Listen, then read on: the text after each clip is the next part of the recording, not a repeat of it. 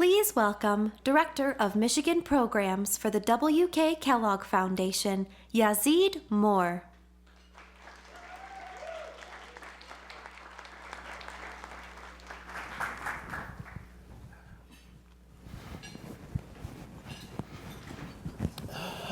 Good morning. My name is Yazeed Moore, and I'm the Director of the Michigan Programs at the W.K. Kellogg Foundation.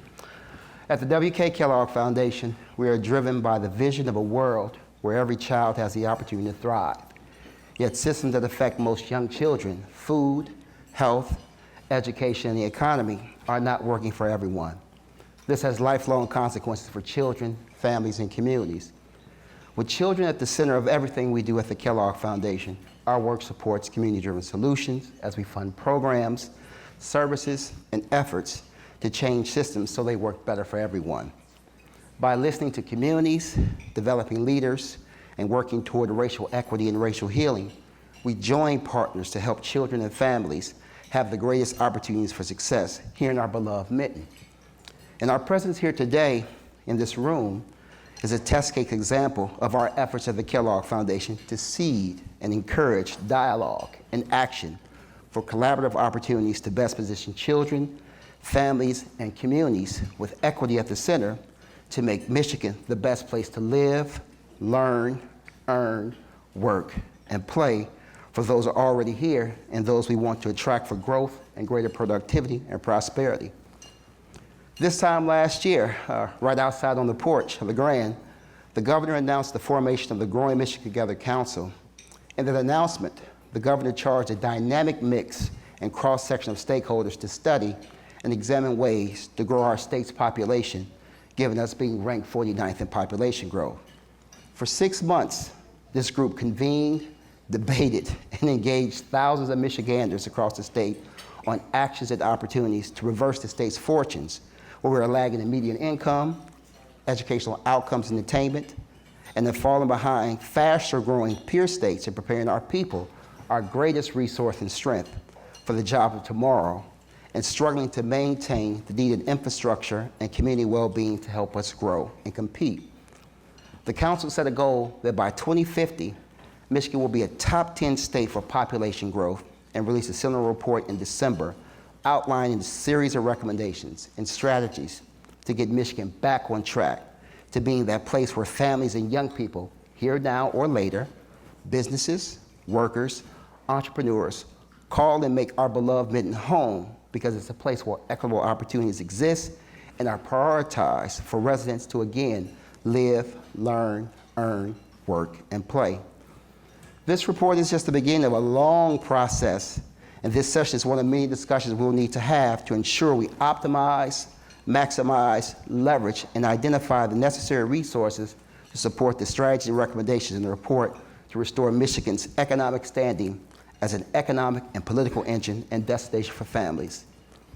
With us, we have a distinguished panel to discuss where we are today and the opportunities to realize and put in motion the strategies and recommendations highlighted in the report as we ground our time to discuss and explore how prioritizing racial equity and the proposed growth plan will lead to sustainable developments that will benefit families and businesses in the state. At this time, I'd like to ask our panelists to join me on the stage. First up, we have Charity Dean. Charity is the President and Chief Executive Officer of the Michigan Black Business Alliance. The Michigan Black Business Alliance creates programs and advocates for policies that result in thriving Black-owned businesses. Next, we have Hilary Doe,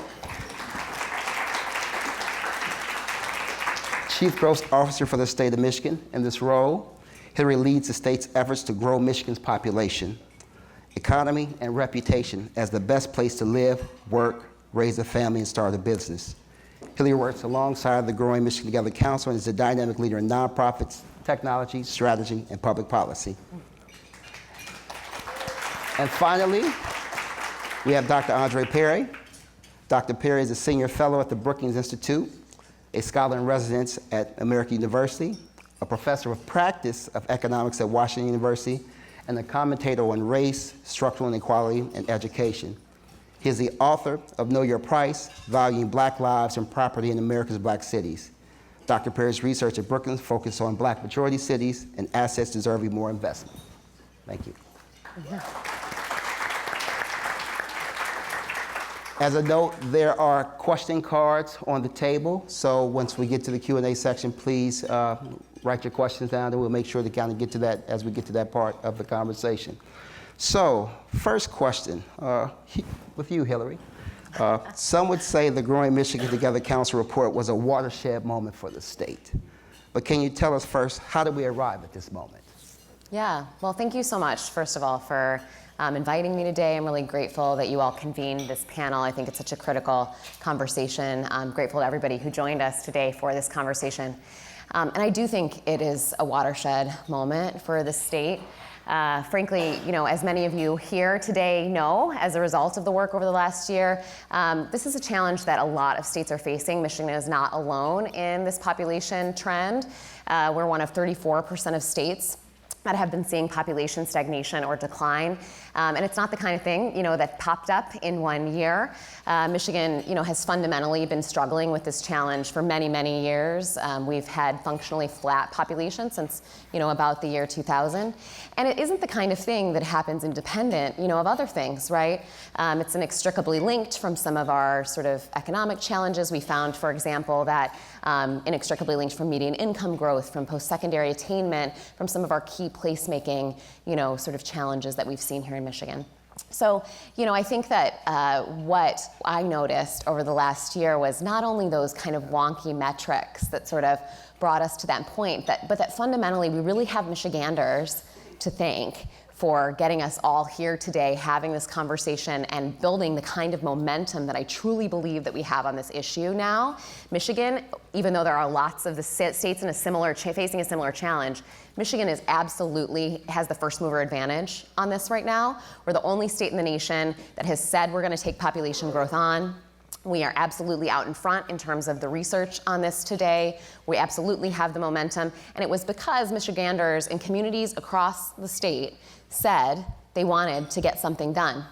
As we've done public engagement in red counties, in blue counties, in the UP, in Detroit, just all over the state, what I've noticed is common everywhere is a rejection of do-nothingness, a real recognition that we've got to get something done here, that these sort of population declines affect our public school enrollment, affect our quality of life, have implications on our ability to continue investing in the kinds of communities that we all want to build together, that folks want their kids and their grandkids to be able to build their futures here.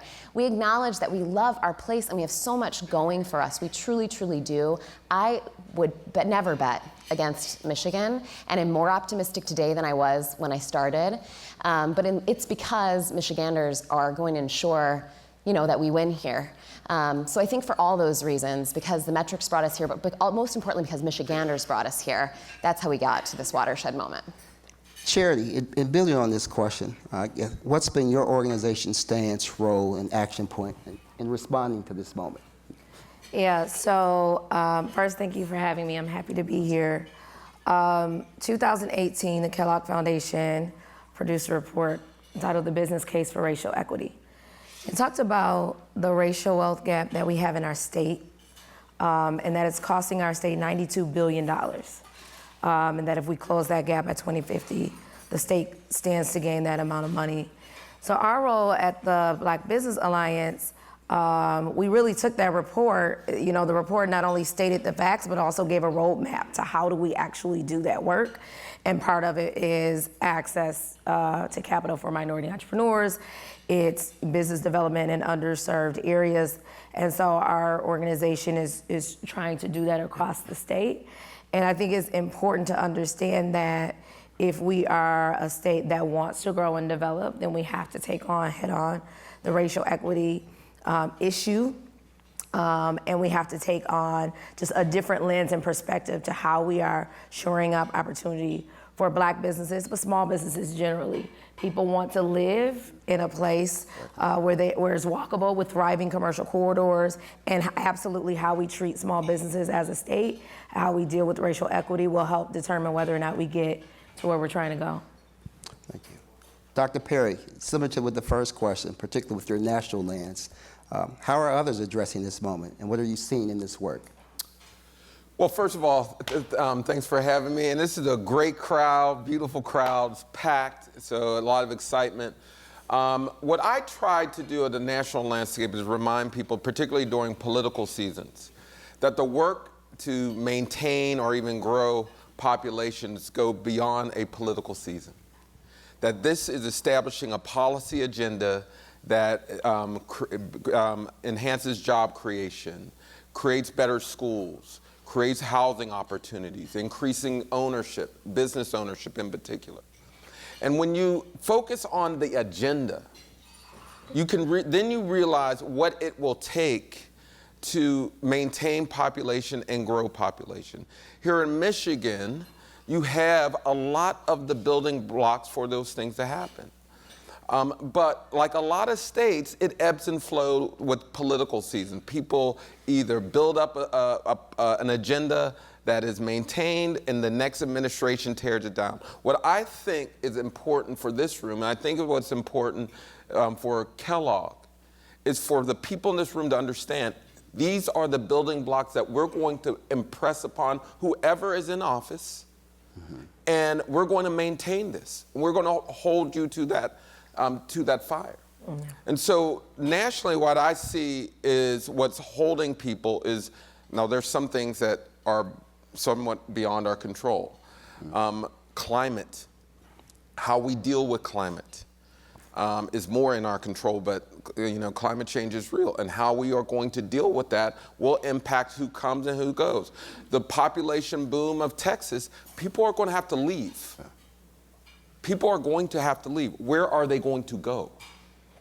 Right? So are you going to be equipped for those states who aren't handling climate change in the future? Because people just think, the last 5 years we had a population dip. We got to think 25, 50 years down the road. There are going to be significant shifts all across the country. And you need to establish the infrastructure for sustainability for the long haul. So I wanted this to level set there, because oftentimes we think, what can we do now? Right. But remember that the entire country is going through things, and there's going to be shifts. And, Michigan, Pennsylvania, these places that aren't seeing sort of the tropical storms, these droughts of causing fires and things like that, those folks are going to move to places like here. And so you just need to be ready for that. And so, but we're constantly focused on what's happening now and what's in front of us. Think bigger. Think, the agenda for the long haul.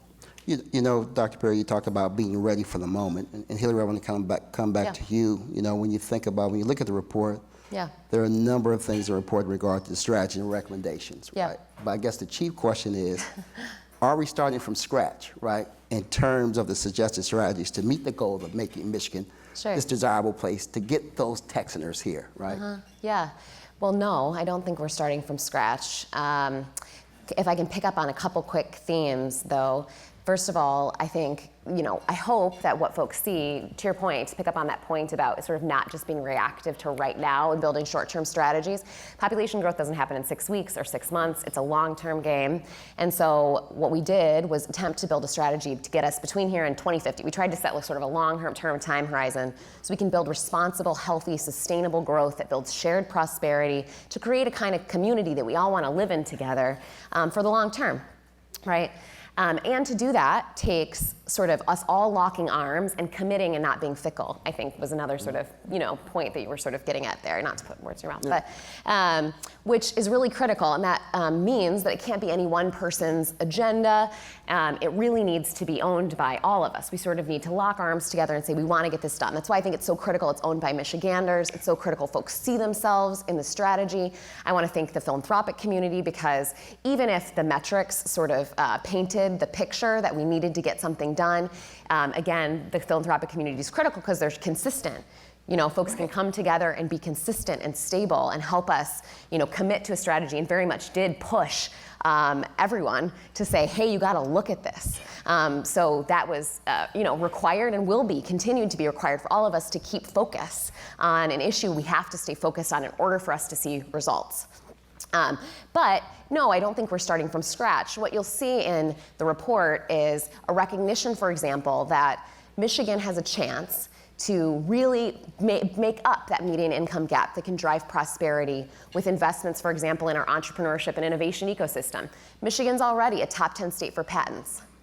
Michigan already has the preeminent black tech ecosystem in America, arguably, in things like Black Tech Saturdays, for example.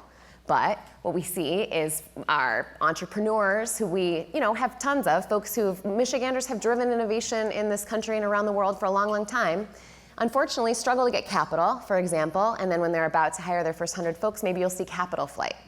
So things like the innovation fund that's in the governor's budget or what have you, our attempts to make sure that we're investing in our entrepreneurs, keeping them here, capitalizing businesses, building intergenerational wealth, and closing median income gaps to help drive growth, as an example. So no, in that instance, you're not starting from scratch. We have real incredible, resource that we're attempting to build on to create a growth strategy that's uniquely Michigan's, but that will first support retention, keeping our talent here, our young folks here, and in doing that also build a container that's incredible for attraction as well. So we have a nice, healthy economy that's a great container if folks choose to join us here in Michigan, and also is a wonderful life for our Michiganders who are already here in the state.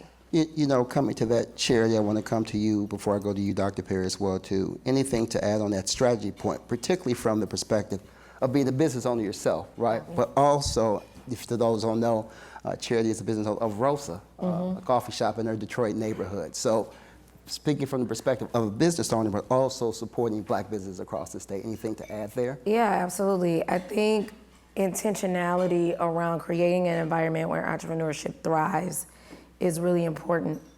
A lot of times, I think of a small business owner as almost like the most example of like getting it out of the mud, right? Because if you own a small business, I own Rosa's, it's a cafe on the west side of Detroit. What I hunt is what I eat. Like there are not like creative incentives for me. If I wanna get a building, I gotta figure that out. If I wanna pay my staff and I wanna be competitive, I gotta figure that out. If I wanna get trained staff, I gotta figure that out. And so I would love to see the state of Michigan be really, really more innovative about ways that we can support small businesses in the ways that we support other industries, such that they do have a competitive edge, and you are creating an environment where you have the infrastructure for entrepreneurship to thrive, and it's not always, you're on your own and, we'll see you on Small Business Saturday. Mm-hmm. But really we are looking at small businesses as a driver of economic development for our state. And we are intentionally calling out all of the ways in which disparities have impacted black businesses specifically, but small businesses as well. And we call those out, but then we do something about it.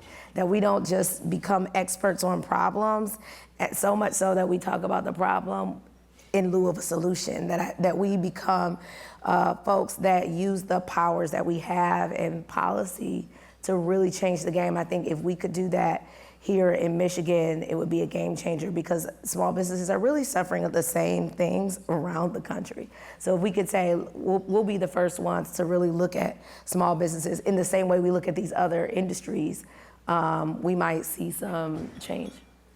Dr. Perry, on that strategy front, could kind of continue this strand of the questions. Any response or thoughts on how this resonate from the playbook, right? To increase wealth, economic mobility for communities. Look, any examples from your work you like to cite? Yeah, there's a couple of things that I want to pick up what Charity said. That as particularly the conditions for black small businesses creates better conditions for overall quality of life for the entire community.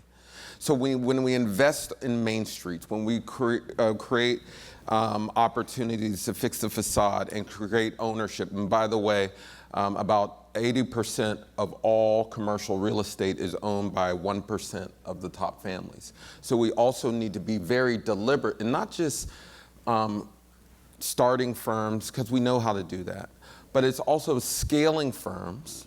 Black people represent about 14% of the overall population of the United States, but only 2% of employer firms. In Michigan, it's also pronounced. So we need to scale up those firms, and we need to scale up in firms in specific industries. What's hurting in Michigan is you actually have a great history of entrepreneurialism in almost every racial category. But when you start to get into certain industries, that's where you see it fall off. And so it's not, I remember during the pandemic and people were calling and saying, we should invest in small, in black businesses, small businesses. I said, yes, but you gotta be focused. You need deliberate metrics on what employer firms you're going to scale up, what areas of the city cities you're going to square up, what conditions you're going to improve. That this idea that you're just going to invest and sprinkle resources everywhere and everything's going to grow, that doesn't make any sense. You have to be very focused. So states, cities, and civic infrastructure has to really say, okay, we need some utility firms to get involved. We need more tech firms in this mobility area to get involved. We need more black and brown in this industry. It's not just about starting businesses, it's about improving in areas that can actually generate more employees, more revenue, so that everybody can thrive. So I think just we need to be very focused on these issues. And by the way, I talk a lot about well-being. We're going to have a couple reports coming out. Actually, we have a report that's out now, funded by Kellogg, assessing the quality of life of black majority places. You can Google it, or you can go to my Twitter at Andre Perry EDU and pick it up. But I wanted to share this, that we need to break this mindset that investing in one group is to the detriment of someone else. Mm-hmm. That, you can clap that up, right? And I mean, wherever I go, I say this. We're going to release another report that shows well-being. And as you increase well-being of black people, guess what happens? Mm-hmm. White well-being, it grows. You know, and so it's in our interest to invest where there's weakness. And this is not just about black people. When you see low wealth in brown communities, you invest there. You know, so it's really about just, and I keep saying be focused. It is be very disciplined, but understand that if you really want to increase population, GDP, all these things, you have to invest in the people who need it most. Yeah. There's no way around it. You're going to get what you're already getting. Mm-hmm. So you just got to be very focused, but trust in each other to say, helping one group is not at the expense of another. Mm-hmm. Stayed on that focus piece, and Hilary, I wanted to go with you for a second here. Mm-hmm. So, you know, when we look at the strategies for the moment, right, in the report, which I kind of call the big three, right? Obviously, you know, establishing Michigan as an innovation hub, lifelong education, but then also kind of creating these thriving communities where people want to reside in the same way that Charity kind of talked about, these place-making approaches, right?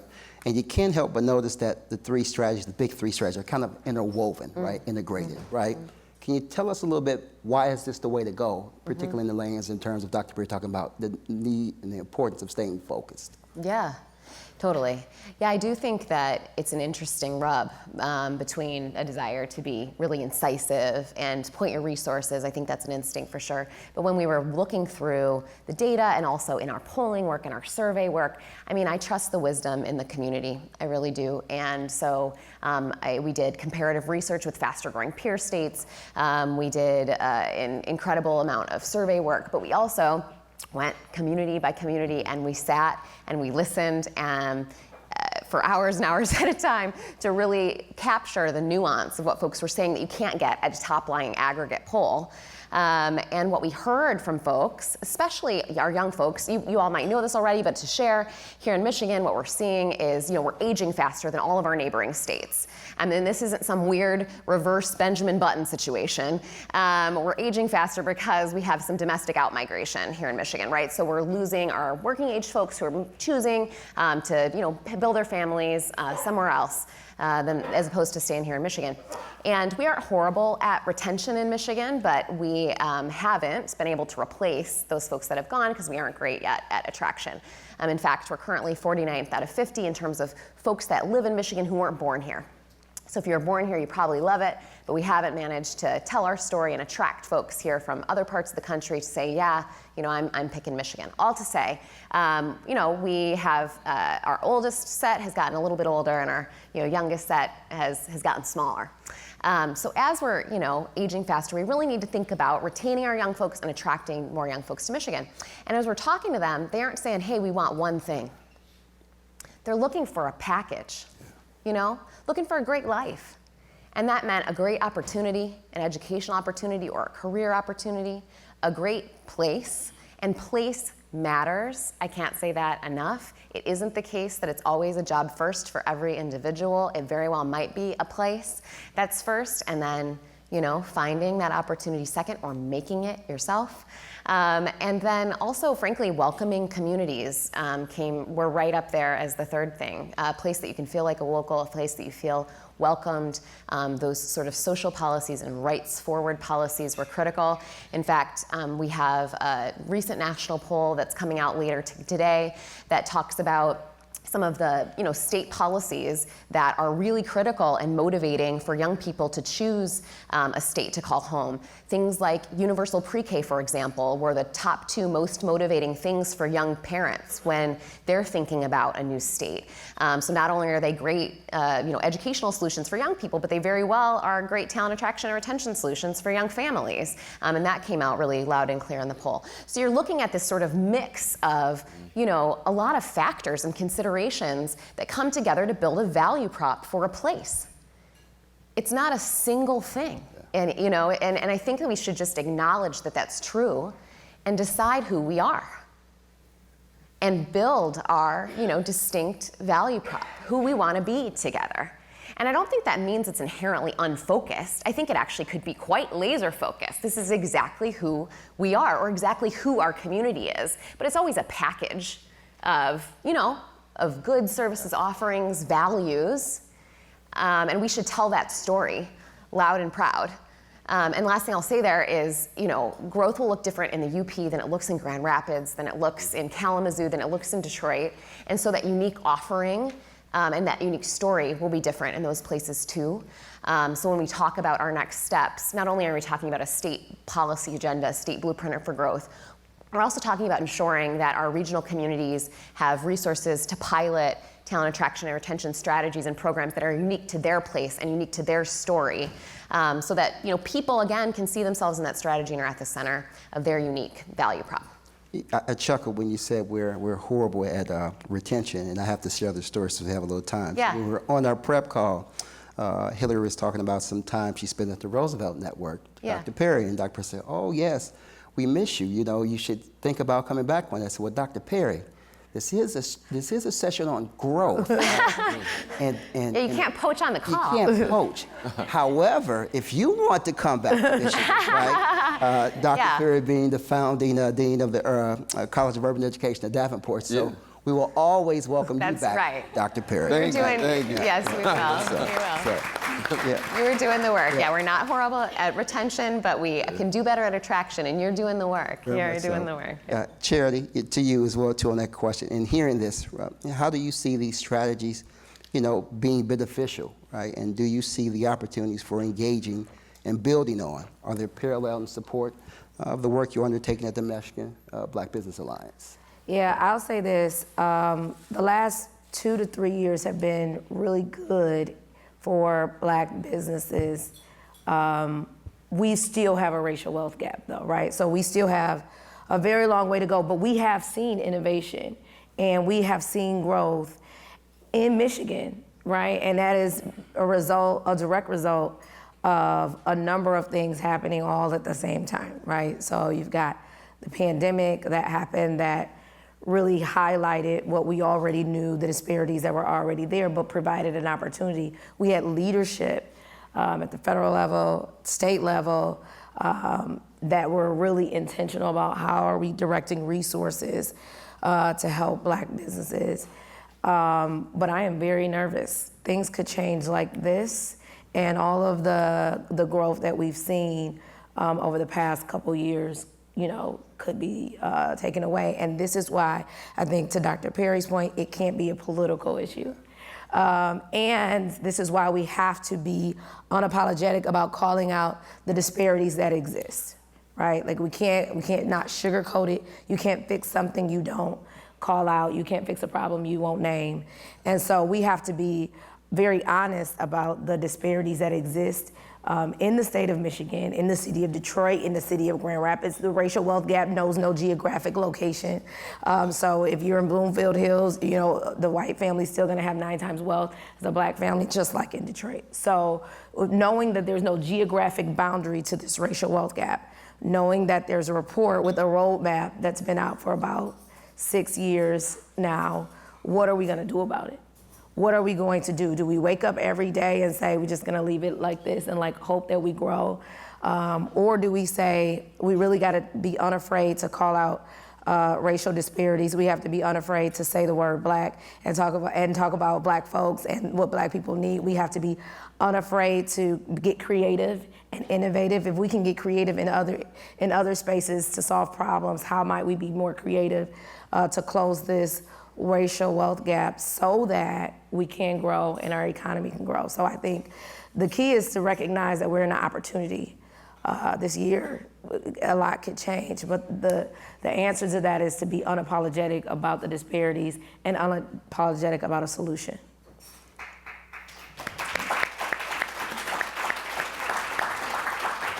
Dr. Perry, same question to you.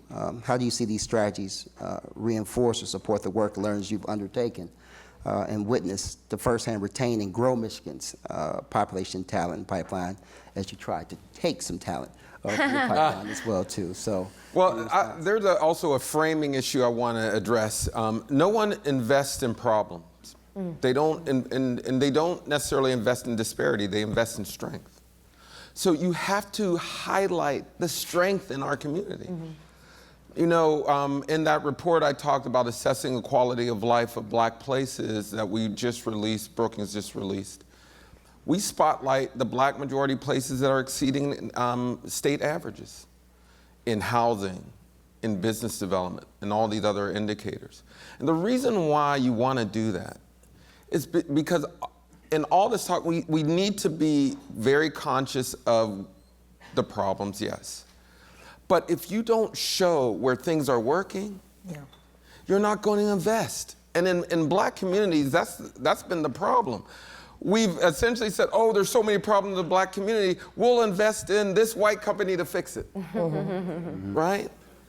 And that investment capital never gets to the people who have the solutions. And so, and this is not some sort of economic development hype man type. You see everything's great. This is the best place in the world. I'm not saying that. What I am saying is that there are people and places that are doing exceptionally well. And we got to drive capital, not debt capital, equity to these places and people. We have to reward the places that are doing well. And some of the wealth gap, we have to be clear, wealth is growing among every population. It's growing exponentially among white population, largely because Black people in particular were denied wealth for generations. And because wealth begets wealth, the more you have, the more you're going to then invest in largely the stock market. And so those returns have been much greater over the last few years. So you're seeing a widening of the gap, largely because of the past. And there's some things you can do about the past and some things you can't. We do need to have robust conversation at a national level about tax policy. That needs to happen. But in the meantime, we need to show that, hey, over the last 3 years, largely because of federal investment, we've seen black entrepreneurialism rise. We've seen, largely because black people are over-indexed in housing, housing equity rise. So what do we do with that equity becomes critical. So for me, I started off, and I want to return to this. You have to, again, spotlight the bright lights in our communities. And it's not to sort of take the focus off changing people, but I'd be damned if I come to Michigan one more time, right, and not acknowledge the good work that people are doing. Yeah. And we have got to acknowledge that, because this is what also happens. You can turn on any news station, and all you see, when it bleeds, it leads. All you see is the negative. Yeah. Like, it is horrible when it comes to economic development. Yeah. Horrible. And I'm not trying to say the media is, but we're all sort of inundated with this idea that look what's wrong, look what's broken. Those things are there, but you have to acknowledge the people who are making it happen on the day-to-day. You know, when you talk about the people making it happen day-to-day, I think one of the beautiful things around the council is that you touched 10,000 Michiganders, right? And when you kind of think about that, of highlighting and illuminating the good things are happening, right? How do we kind of continue to ensure that their voices kind of show up in this process? Because we still have a long process to do, Absolutely. right? A lot of beautiful work that was actually done in the report in terms of strategies, directions, and opportunities. But how do we ensure that those voices still show up in the conversations moving forward, and they see themselves in the strategies, right? And being a part of those conversations that we need to have. Yeah, it's critical. It's absolutely critical. I agree completely.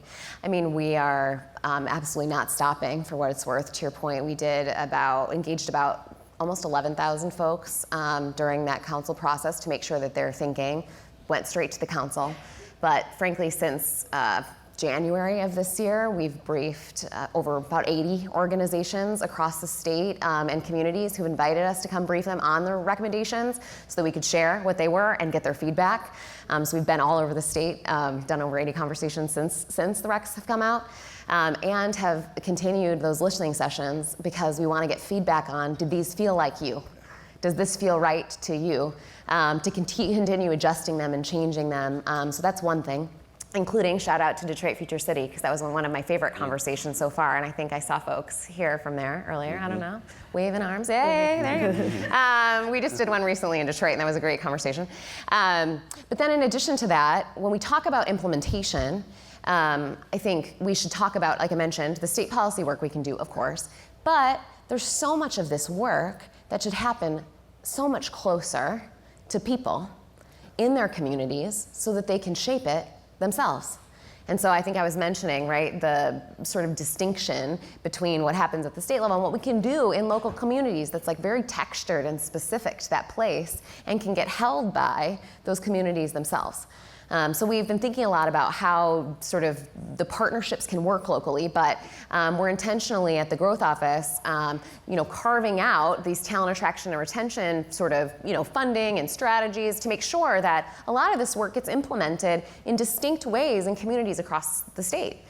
Because again, it will look different in different places will want to experiment with and try different things, but also that community voice should be present in the creation of those programs in each of those places so they can put their unique stamp on it and folks can see themselves in that work. So I think we can always do more and do better, absolutely. But frankly, if we don't have to guess. I guess that's what I would say. I would leave all of us with, I feel like you're always in trouble especially when you talk about young people, when folks start adding an article, if folks say the young people, you should just walk out because then we're in trouble. But we don't have to guess. We don't have to be like, I wonder what the young people want these days. We can just ask them.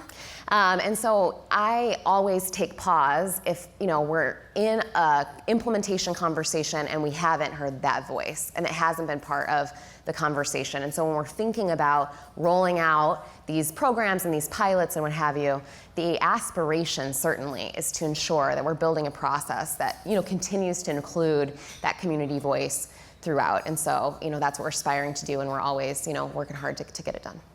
Great, great. Yeah. I know in this session, right, that we could spend a whole lot of time in this conversation, right? And sometimes questions always get shortchanged a little bit. So I'm going to try to answer some of these questions, but we still got a little bit of time, but at least want to leave some more time for some questions here. And so the first question here, and Chair, I actually need to respond to this, and others pick up as well too. To see exclusive growth in the state, what are the policy changes we as residents must insist on and lobby for it? When I say lobby, I'm looking at our general counsel there at the table. They said lobby, I didn't say lobby, right? And so, so when you think about that, Chair, any response there just in terms about the policy changes that, you know, you would see as a resident, as a business owner, right? What are the things that we need to be thinking about moving this conversation forward? I think, so appreciate the question. If the question is from someone in Detroit, I have very specific things I can say. But ultimately, the question is, like, sometimes we're looking at policy, what problem are we trying to solve? And then what are the intended or unintended impacts of that? Because a lot of times, and I'm here because I'm a Black small business owner and I represent Black small businesses. So from that perspective alone, I'll speak. Most folks that are running small businesses do not have time or money to engage in the political process.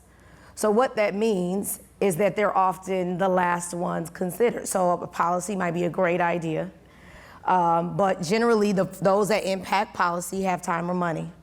Black small businesses have neither. And so oftentimes what we've seen, and I've seen it in the city of Detroit, I hope I got some city council people here, I always mess with them when I get on the panel. But what we've seen is, like, great idea, horrible in practice.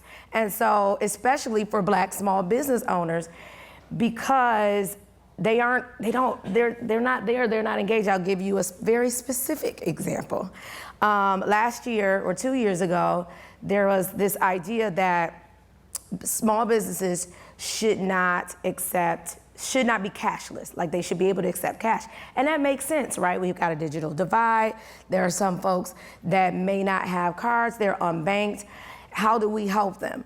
Well, Detroit City Council passed an ordinance that banned cashless businesses with a criminal misdemeanor attached. This is true, and like right now, today years old, if you do it, you can get it.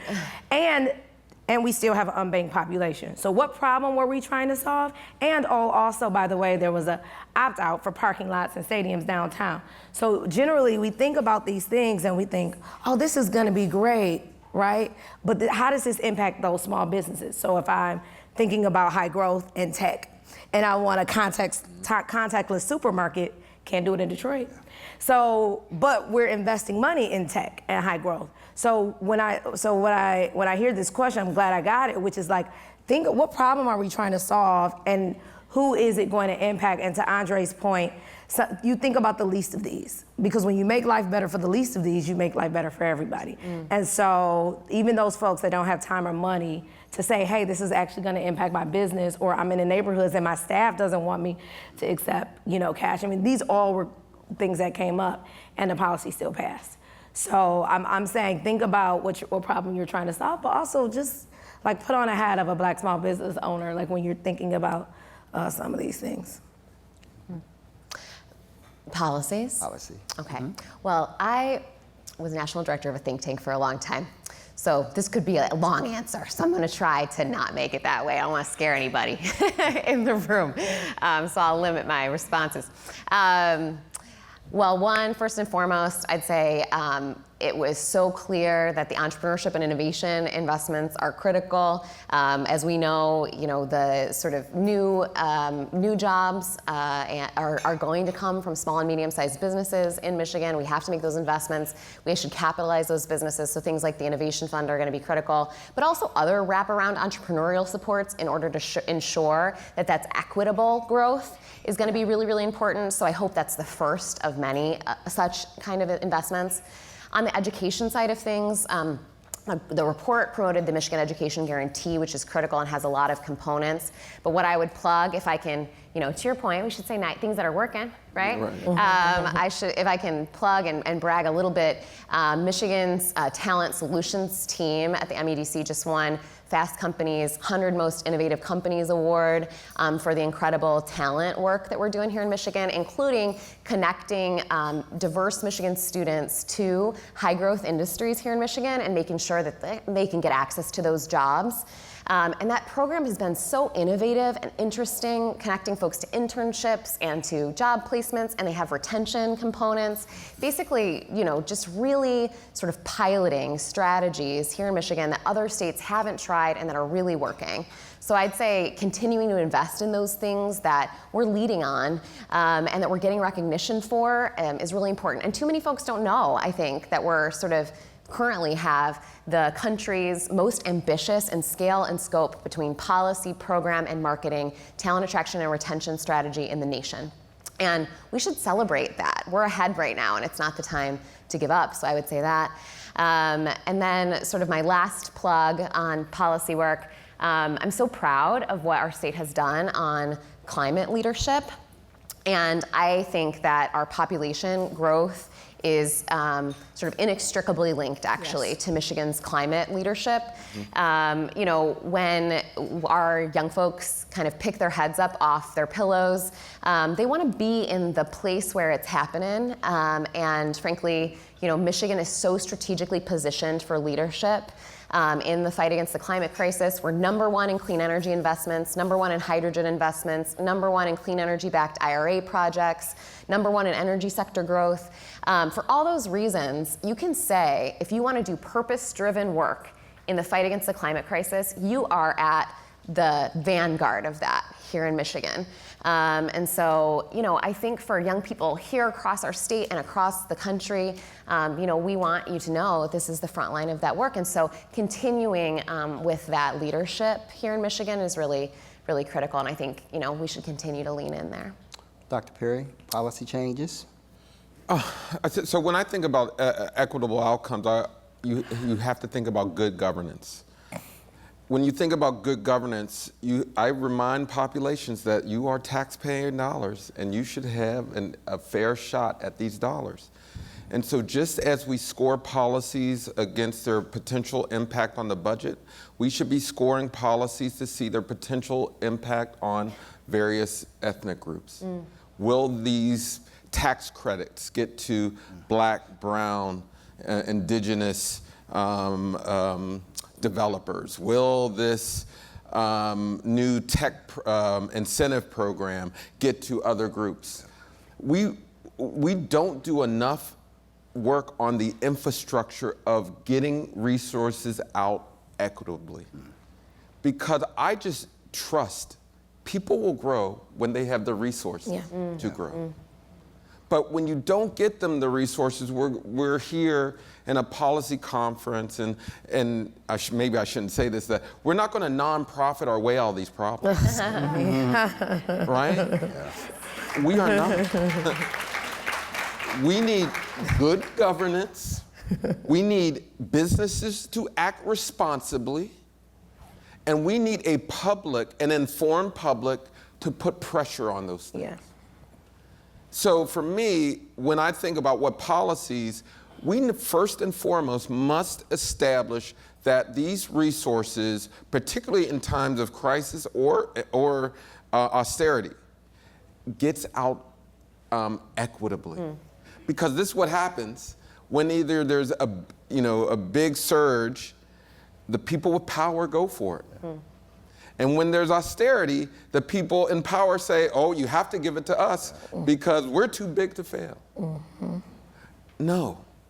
So for me, what I try to do with my work is give people the information so they can say, hey, where's my resources so my business, my home, my whatever can grow. So don't lose sight. This is about good governance, about equitable scoring, about making sure the people get what they deserve. Did you want? Okay. One of the things, in hearing you, Dr. Perry, talking about when people get the resources, they grow. And we kind of think about this and looking at some of these questions. And before I turn it over to Hilary and Charity. Can I just bring up one quote? Go ahead. You know, I try to say this quote wherever I go, but my favorite quote in all the world comes from Thich Thich Nhat, a famous Vietnamese philosopher. He said, if you're growing a head of lettuce and the lettuce isn't growing, you don't blame the lettuce. You look to see if the soil's enriched. You look to see if it's getting sunlight. You look to see if it's getting rainwater. You never blame the lettuce. What we do, and particularly in black communities, Preach, when things Andre. aren't growing, we blame the lettuce. Yeah. Like, we've got to trust that when people are in environments that are conducive for growth, Yes, they will grow. they grow, right? So let's work on the conditions. And in the political scene, we're constantly blaming the lettuce. We're blaming this person, blaming that person, and not focus on creating conditions. Yes. So for me, that's why we're here, to say, hey, here are the conditions we need, and hold government and corporate America accountable to making those conditions happen. You know, Dr. Perry, you actually answered my question, right? My question to you I was- try to You answer should all. just good. throw that note card. Oh, good. Get rid of it. We were in symbiotic, right? Because my question to you was, can we not afford to do this, and what's at stake if we don't? And I think you brilliantly Yeah. put it together. Hilary and Chair, I want to bring it back to you, you know, and particularly in the spirit of being hopeful, right? What makes you both hopeful and encouraged that we can band together across geography, racial, sectors, community, political lines, to truly create the Michigan that we need to ensure that wide-reaching opportunity, again, equitable opportunity, and improved quality of life is reachable and attainable for Michiganders today and tomorrow? Because I know there are a number of Michiganders who saw the report and don't see themselves in that report. So what makes you hopeful and encouraged that we can actually get this done and actually build all those pieces together, informing the public, businesses and governance? What makes you both hopeful? Yeah. Do you want to go first? Sure. I think what makes me hopeful is that I was around in 2020. If I think about March and April of 2020, we had no clue we had no clue what was going on and what was before us, and it was a scary, scary time. A lot of uncertainty, and especially for Black folks, we were getting hit by the virus hardest and economically. And then if I look at where we are today, right? People came together. Like, hard times just show us who we are. They reveal what we already have. And in Michigan, especially being in Detroit at the time, we really led the country at how we dealt with this thing, this pandemic. Not just from a health perspective, but also like taking the racial equity thing head on. I mean, from the Lieutenant Governor's task force that happened immediately. And so if we look at what we've seen in the past 3 to 4 years, it's been phenomenal to see what actually could happen. And we came out of a scary place where we didn't know. There was no cars on the freeway. We had no idea when restaurants would be open again. And to see what we've been able to, the way we've been able to grow. And it's not been accidental, it's been intentional. And so what makes me hopeful is that if we keep that same intention, at every level of government, then we really can grow, and we really can do what it takes to help put a damper in this racial wealth gap. Yeah, I similarly, I think that the thing that makes me most hopeful, honestly, are the people across the state who have showed up. People have so much to do with their time. People are not bored, you know? People have busy lives. In fact, I should have added this to my policy section, I suppose, but the thing I heard in communities across the state, really diverse communities, places, again, in the UP and in Detroit, were that, you know, the thing they needed the most help with was childcare and elder care. That was the most common response that we got. Talk about getting resources to folks when they need them in order to participate in the labor force, childcare and elder care. So that should have been on my top policy list. And we're seeing some movement on those things. Talk about a thing to be optimistic about, and it was in the report. So I do think that, you know, folks across the state have come out and showed up and spent their time with us, and that is such a gift to go, you know, place to place and have packed rooms, standing room only, folks standing behind, waiting behind to talk to us afterwards and say, hey, how can I help you get this done? And that has been my consistent experience every place we've gone. And if it weren't, I wouldn't be as optimistic today as I was at the beginning, but it has been. And I think that's our only shot at this, is basically locking arms with each other and leveraging each other's strengths and talents and energy, and, you know, in like true community organizing spirit, you know, kind of stepping up and stepping back and letting each other take the ball, you know, from time to time.